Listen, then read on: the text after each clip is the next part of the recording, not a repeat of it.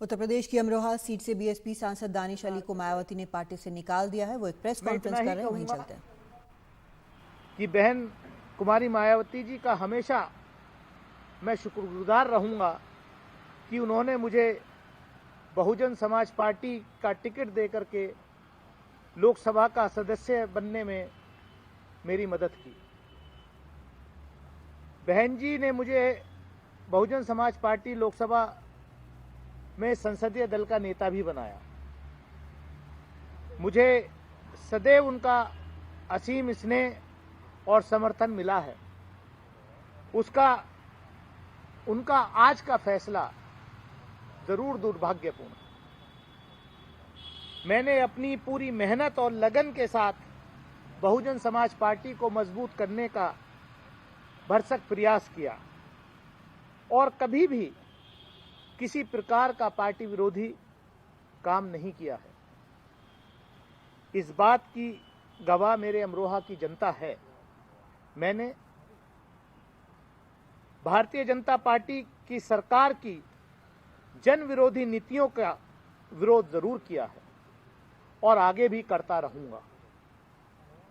चंद पूंजीपतियों द्वारा जनता की संपत्तियों की लूट के खिलाफ मैंने आवाज उठाई है और आगे भी उठाता रहूंगा, क्योंकि यही सच्ची जनसेवा है। यदि ऐसा करना जुर्म है तो मैंने जुर्म किया है और मैं इसकी सजा भुगतने के लिए तैयार हूं। अमरोहा की जनता को मैं आश्वासन देना चाहता हूं कि आपकी सेवा में मैं हमेशा हाजिर रहूंगा।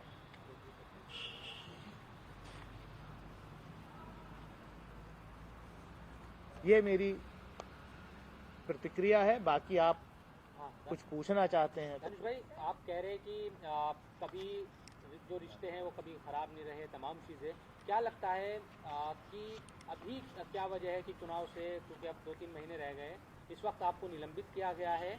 क्या सिर्फ ये पूंजीपतियों के खिलाफ जो आवाज़ आपने उठाई है यही एक कारण है या कुछ और भी इसके पीछे है? ये तो मैंने कहा कि मैं जिस दिन से मैं सांसद चुना गया, पहले दिन से मैंने जनता के हित और पार्टी की आइडियोलॉजी को ध्यान में रखते हुए संसद के अंदर, लोकसभा के अंदर मैंने इस देश के शोषित, वंचित, पीड़ित समाज की, किसान की, गरीब की, मजलूम की, पिछड़े वर्ग की, शेड्यूल कास्ट की, दलित दानिश की अली अपना पक्ष रख रहे हैं। उनके ऊपर कहा गया है कि पार्टी विरोधी गतिविधियों के कारण उनको निकाला गया है। तनिष्क पंजाबी हमारे साथ जुड़ रहे हैं इस वक्त।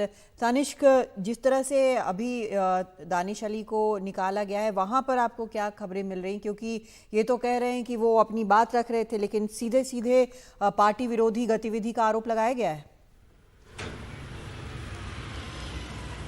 जी ज़रूर, उनके ऊपर पार्टी विरोधी गतिविधि का आरोप लगाया गया। मैं इस वक्त बीएसपी ऑफिस के बाहर ही हूँ। देखिए, बीएसपी का एक पुराना प्रचलन रहा है कि जो भी पार्टी लाइन से कुछ अलग बात करता है उनके ऊपर कहीं ना कहीं एक्शन लिया जाता है। तो हम अगर दानिश अली को देखें तो दानिश अली जो हैं खासकर जो है इंडिया ब्लॉक लीडर्स के साथ दिख रहे थे। वो महुआ मोइत्रा की कंट्रोवर्सी में भी वो एथिक्स कमेटी के पैनल में थे और कहीं ना कहीं उनके साथ खड़े हुए दिख रहे थे। तो इसके ऊपर पूरी की पूरी कंट्रोवर्सी चल रही थी।